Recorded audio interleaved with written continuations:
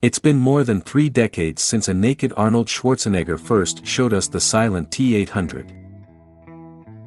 James Cameron shot the film himself back in 1984. Do you know what was the most shocking thing about this movie? Arnold Schwarzenegger worked with guns every day for a month to prepare for the role. For the first 2 weeks of filming, he practiced disassembling and assembling weapons blindfolded, until the movements became automatic, like a car. He spent hours at the shooting range and trained with various weapons. Without blinking or looking at him while reloading or cocking, he practiced various movements up to 50 times.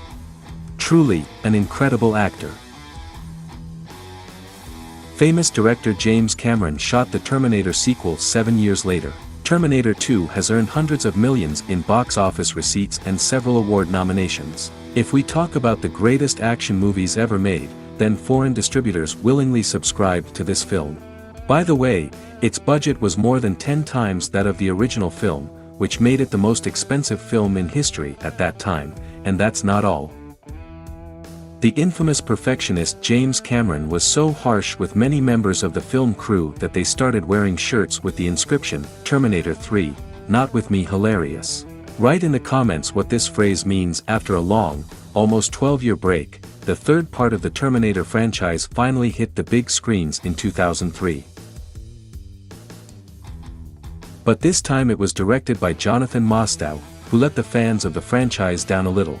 But that still didn't stop the main superstar Arnold Schwarzenegger from diligently preparing for the role in his 52 years. He trained for 6 months for about 3 hours a day. The day before the shooting, he said, he had exactly the same body weight and muscle size as 12 years ago. But it was worth it, because his fee for this role was a whopping $29 million, which was a record at that time. The Sarah Connor Chronicles is a television series launched in 2008 and told the story of Sarah and John Connor after the events of Terminator II. Producer Josh Friedman considered the series a separate timeline that ignored the events that began in Terminator 3.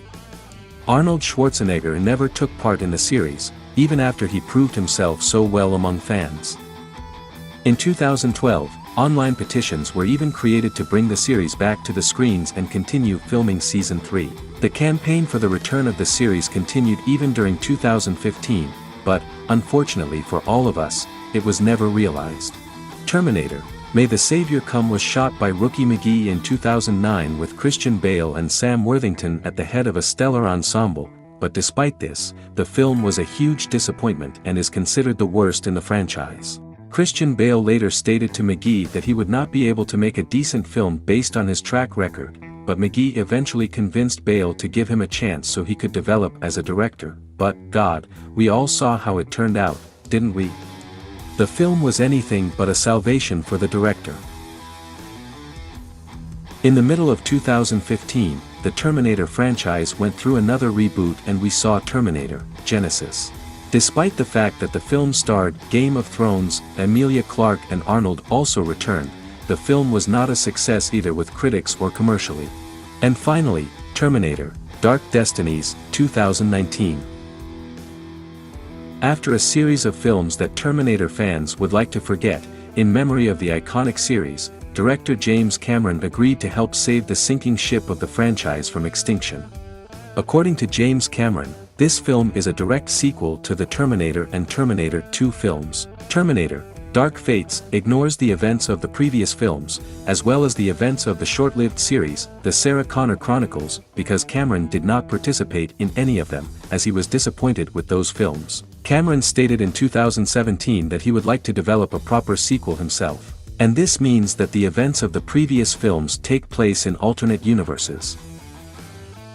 And so, this is my first video in this format, so if you like it, I ask you not to be lazy and put a like so that I understand that it is worth continuing to release such videos. And if you have watched up to this point, then fly to the channel. There are many more interesting videos about the filming of films. I am sure that you will like it.